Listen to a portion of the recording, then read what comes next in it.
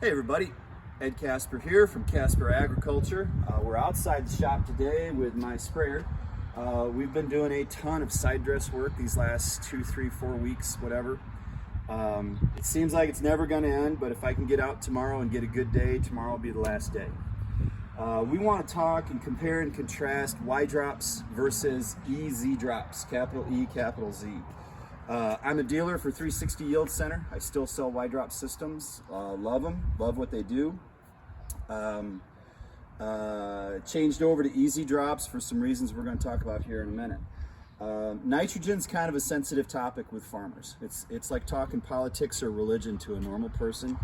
You just got to be real open-minded and kind of tiptoe through it.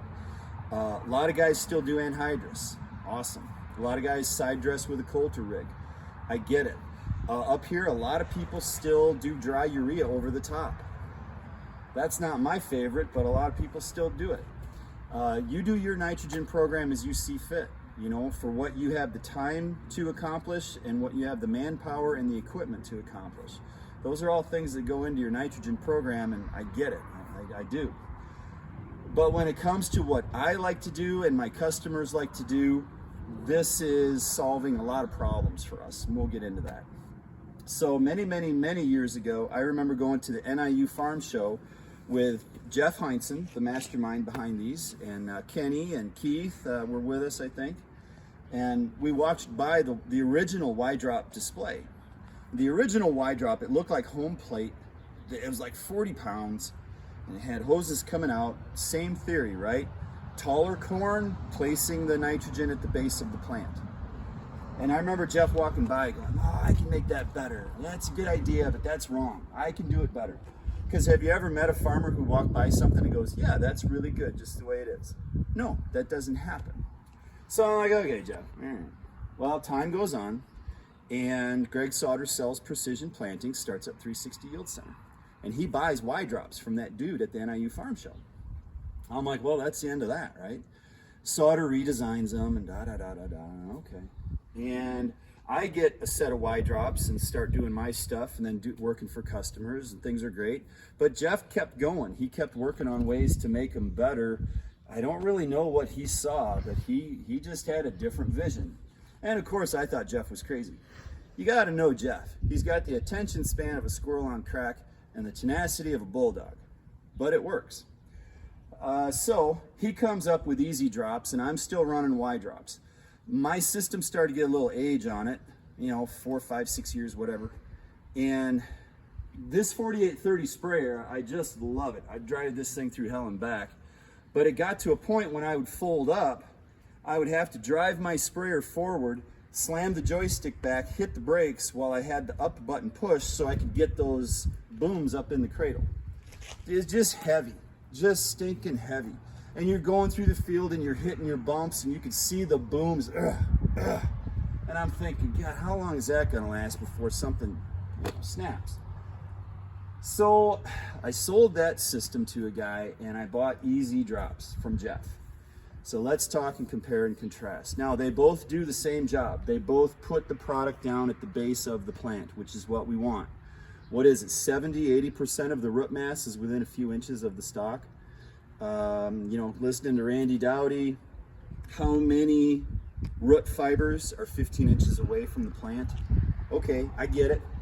The thing with EZ drops is they are tremendously lightweight. I mean, these are over 50% lighter than my 360 Y drop setup.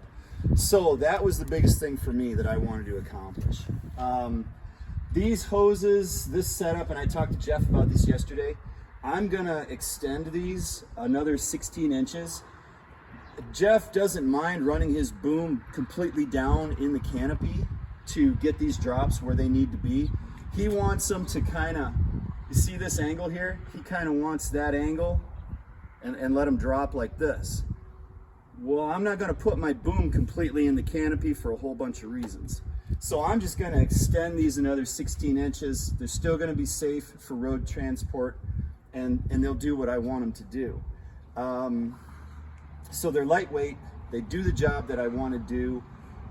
The negatives, your orifices are inside of here. not the easiest things to get to. I wish that we had a variable rate orifice option like we did with the Y-drops. But it's okay. I run anywhere from 15 to 40 gallons an acre, and you just have to adjust your speed. Normally I'm between 20 and 30. And these orifices, this machine at the speeds that I prefer to go, it's perfect. Yesterday it was 20 gallons. I was doing 8 to 10 miles an hour all day. Perfect. I can't say I don't like it, but this puck does a very good job of staying below the canopy when you're going down the row, but it doesn't hunt through. You know how the guys will plant this way and then this swath comes and straightens it out, and you always end up with drops where they don't belong. These don't hunt through the headlands and through that stuff as well as a Y-drop does, but it's okay. You can't have everything. The orifices, I wish were a little easier to get to. These things, I don't have a problem with these. These are fine.